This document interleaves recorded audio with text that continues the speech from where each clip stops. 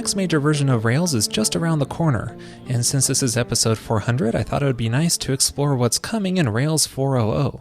Now at the time of this recording, there's no gem pre-release yet, so we're going to have to try it out through the master branch. So I'll run git clone and pull that down. And then let's go into that directory and then run the bundle command to install its dependencies. By the way, Rails 4 requires Ruby 193 or higher. Now if you get this error message complaining about the version of bundler, you may need to run the gem install bundler command and add the --pre option. And I'll try the bundle command again. And it looks like that succeeded. Now we can create a new Rails 4 application. We can do that by running the railties bin rails command and then creating a new application. Let's call it blog, and then telling it to use edge rails or the master git branch. And I'm also going to specify the Postgres database because there are some Postgres features that I want to show you. Alright, so it looks like that succeeded in creating our Rails application. Now once a pre-release version of the gem of Rails 4 is released, then this will become much easier. You just do something like gem install rails --pre, and then after that you would just do Rails new like you would normally, and that'll create a new Rails 4 application. Now if you want to create a new Rails 3.2 application while you have the Rails 4 pre-release, you can do that by specifying the Rails version like this before you pass any other options to it when you're running a gem command. Okay, so now that we know how to create a new Rails 4 application, let's check it out. Now before I get into any new features, I want to set up the database, so I'm going to go into my database YAML config file and delete the username entry into here so that it's able to connect to my Postgres database. And then I'll run the rakedb create command to set up that database. By the way, I covered setting up Postgres in more detail in episode 342. Next, I want to generate some scaffolding so that we have something to work with. Let's call it article and give it a name and a content text type and also a published on date type. Now, the first thing I want to show you in Rails 4 is support for native data types in Postgres. And I want to show you two types here, although a lot more are supported: array and age store. So array we could just store in, let's say, a string type column, and we can, let's say, have a properties column on here as well, and that's going to be an age store type.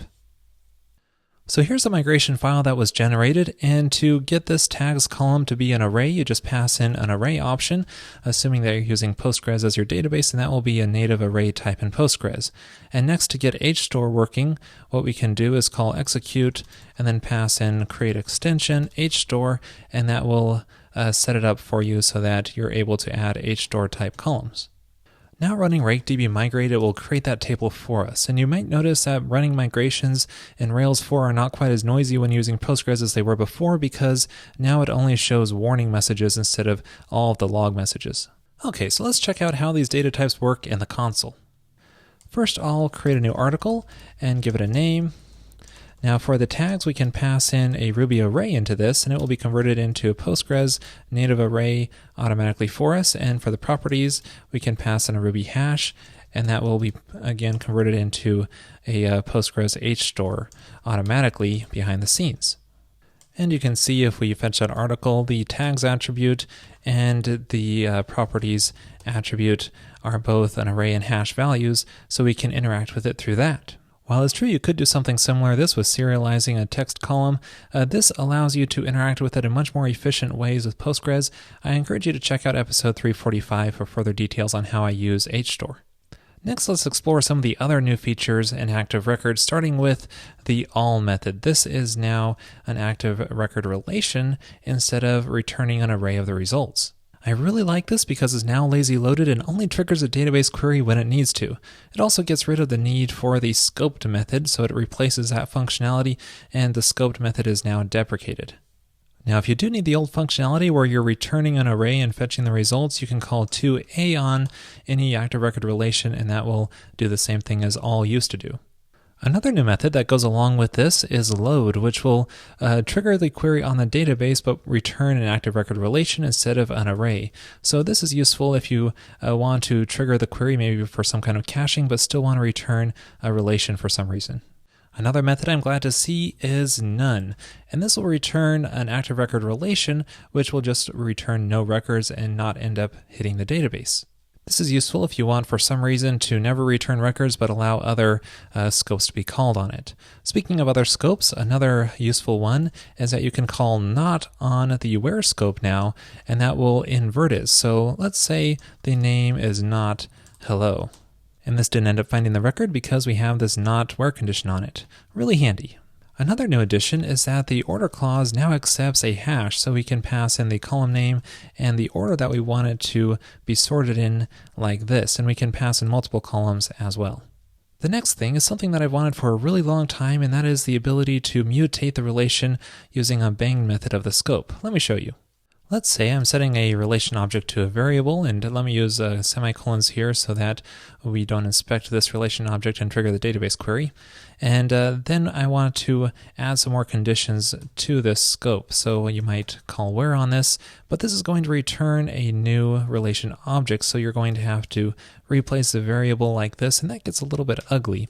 Instead, new in Rails 4 is a bang version where you can just call where with the exclamation mark, and that will allow you to mutate the current relation object. So this way, if we inspect this object now, we can see it performs that where find correctly here. Another great method is find by. You probably know the dynamic finders. You can pass in a column name here, but that relies on method missing, and the implementation isn't very clean for this. Instead, Rails 4 introduces this just find by method where you can pass a hash into this, and I like this a lot better because it doesn't require something like method missing to be implemented. And there's also the find or create by or find or initialize by, and I encourage you to use these instead of the other ones. The find or create by name method, the dynamic one, is deprecated, but find by name wouldn't be deprecated yet, but I wouldn't be surprised if it is in the future because these are a lot nicer. Something else I'm really excited about is a new module called Active Model Model. Let's say I want to make a new class, let's call it Message, and I want it to maybe be able to edit it through a form, kind of behave like Active Record but not save it to the database. I can just include this module called Active Model Model, and then I can create attr accessors for any method that I want to include on here. And then I can maybe add some validations and so on, like I would an Active Record, but on just a plain old Ruby class that's not backed by a database. And then I can instantiate a new message and pass in any attributes that I want into here. And this allows me to interact with them like I would an Active Record, but just not backed by the database. So this was possible to do with Active Model before, but it required a lot of including of different modules and adding a couple methods. It's just a lot easier now with this one module. It's especially great if you just want to pass a custom class into a form for call or something. Now let's shift gears away from the console and take a look at this welcome page, which is displayed when we start up our Rails server. It looks pretty much the same as our Rails 3 application, however, this is now dynamically generated by Rails internals. This means never again do you have to remove that public index.html file in your application. Yay! Next, let's take a look at the gem file. These three lines here, these gems are just there because we're using Edge Rails instead of a Rails gem, and we're using Postgres here. Now this Sprockets Rails gem is new. It's just part of a Sprockets refactoring to move part of it out into a separate gem. And then there's also the TurboLinks gem, which I covered in detail in episode 390.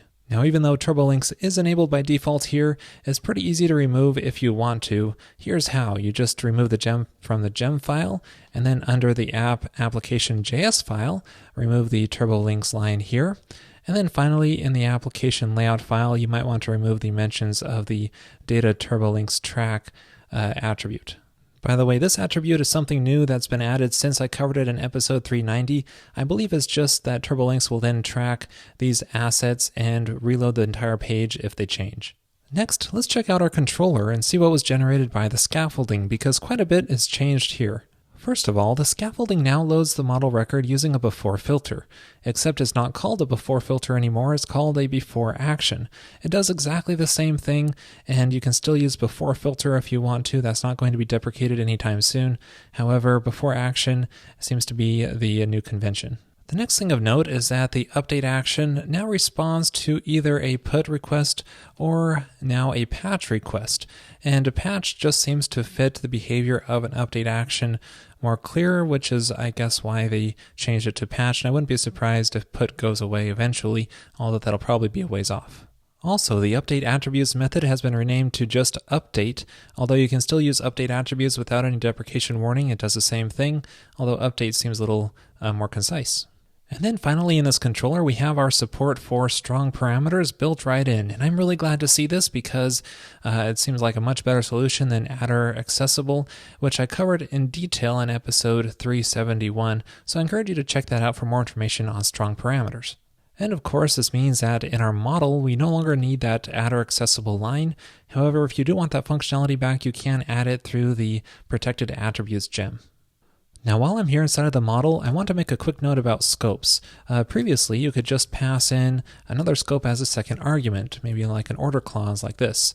But you now need to pass in a callable object as a second argument, such as a lambda.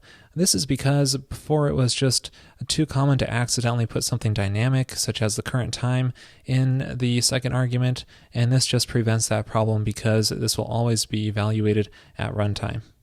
Now you probably noticed that in the controllers and models directory, there's a new directory in here called concerns, and this is designed for you to add modules which you can then include in your models to help reduce large models. However, I'm not too much of a fan of this approach. I prefer alternative solutions such as service objects, and I explain more about this in episode 398. For me personally, I'll probably remove this concerns directory in new Rails applications and only add it back as I need it if it seems like a good fit. Alright, so we've got our models and controllers down. Now what about views? Quite a bit has been added here. Let me do a few things inside of the form template. Now there are a lot of new helper methods that can be used in generating form fields. My favorites have to do with collections. For example, you're probably familiar with the collection select helper method. So we can do collection select here to handle an association, but there's now collection checkboxes and collection radio buttons. So we can use this to handle associations. Checkboxes can be used on a many-to-many association, for example, or we can use it on an array attribute such as our tags. You might do it like this, where we pass in our attribute name. It would be like category IDs or something if it's an association, but here tags work on our array as attribute, and then we can pass in the collection, let's say Ruby, Rails, and Design as the tags. And then the name and ID are just going to be the same thing. It's just going to be the name of the tag, just to keep this simple. So now when we edit or create an article, we have these checkboxes, which we can use to customize which ones should be set for that collection. And it just makes many-to-many associations a lot easier to handle with checkboxes using that single helper method. Now there are also helper methods for the different HTML5 input types. For example, we have this date select field, which we can change to a date field, and that'll be represented as a text field in some browsers such as Safari, but other browsers and devices will handle it with a smart date selector. For example, in Chrome here, we have our publish on date field, and this now has a triangle which we can pull down to select a date using a calendar. Really awesome. And if you view the HTML source, you can see that this is just a simple input element with the type set to date. So Rails isn't doing anything fancy here. It'll depend on the browser on what the behavior will be. Another feature I'm glad to see in the view is a support for a Ruby template handler. So for example, I can rename this edit template to be a .ruby extension at the end. Now this is different than .rb extension because there was a conflict with the mustache templating. And then I can just use plain Ruby code in here, and whatever string is generated is going to be what is returned and rendered out in the view template. So I can do a content tag for h1, let's say edit, and let's append on this rendering the form template partial. And then going to our edit form, it still works. It's just generated using straight Ruby. So this might have limited uses for HTML, but I think it's really useful for handling JSON formats. I go into further detail in episode 379 on this. Now another new feature of views in Rails 4 is the cache digest, also known as Russian doll caching. I won't be going into detail on that here. I explain it more in episode 387, so I encourage you to check that out if you're interested. Okay, so that pretty much covers it for the views. Next, let's check out the routes file because there are some notable changes in there. Probably the biggest feature here is the addition of concerns, and the way that works is it helps you remove some duplication in your routes. For example, let's say I have a nested resource under here for comments under articles, but I also have another resource called photos, which can also have comments and so on. And we might want to remove this duplication of the comments nesting. So we can move this into a concern, and we could just call this concern. Let's call it commentable, and then put this behavior, the duplication, in a block here, and then we can add that behavior to resources by calling concerns on this, and then passing in that commentable concern. So we could just do this to whatever other concern or other resources that we want that behavior. I could see this being really useful if you have a complicated route set with a lot of APIs and with duplication between them, and you want to help remove some of that. Still, I would be a little bit hesitant in using this for simple cases like in this example.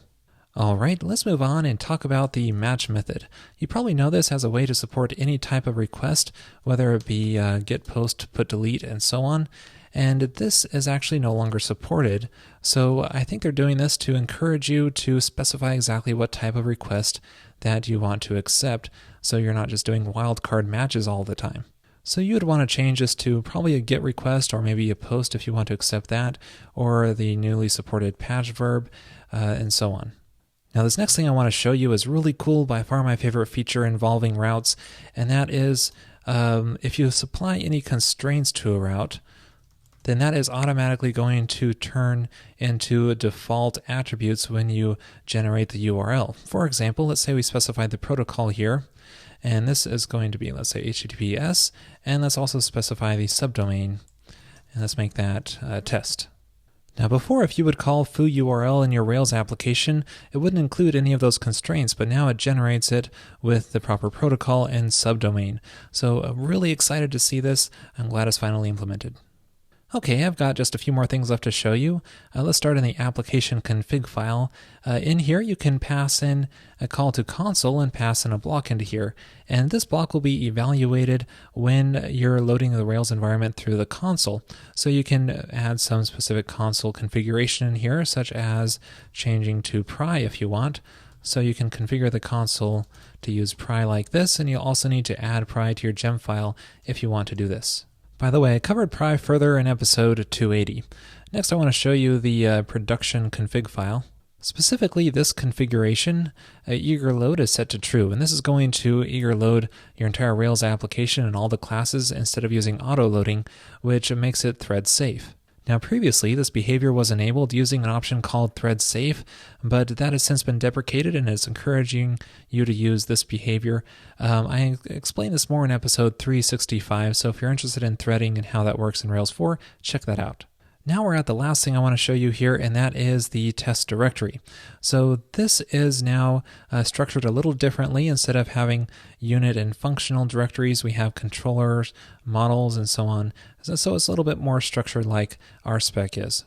Also, this now uses mini-test, even though you can't see it here. This active support test case class inherits from mini-test in Rails 4 now, which is pretty cool. Finishing up, I wanted to show you the new look of the exception page in development.